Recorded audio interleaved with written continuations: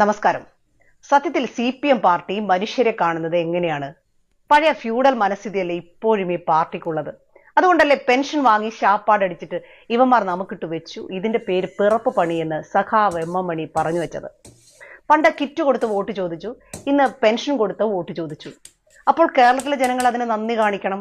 നായ്ക്കളെ പോലെ പറ്റുമെങ്കിൽ വാലാട്ടി നിൽക്കണം, ഇല്ലെങ്കിൽ യജമാന് ദേഷ്യം വരും. വെറും വാലാട്ടികളെ സൃഷ്ടിക്കാൻ വേണ്ടി മാത്രമുള്ള ഒരു പ്രസ്ഥാനമാണ് MM മണിയുടേത് എന്നാണല്ലേ നമ്മൾ മനസ്സിലാക്കേണ്ടത്. ജനങ്ങളെ പൗരനായിട്ടോ വോട്ടറായിട്ടോ ഒന്നുമല്ല ഇവർ കാണുന്നത്, മറിച്ച് വെറും നായ്ക്കളെ പോലെയാണ്. യജമാനെ കാണുമ്പോൾ നന്ദി കാണിക്കുന്ന, വാലാട്ടുന്ന, എഴുന്നേറ്റ് നിൽക്കുന്ന, തിരുവായ്ക്ക് എതിർവായി പറയാത്ത, പഞ്ചപുച്ഛം അടക്കി നിൽക്കുന്ന ആളുകളെയാണ് ഇവർ പ്രതീക്ഷിക്കുന്നത്.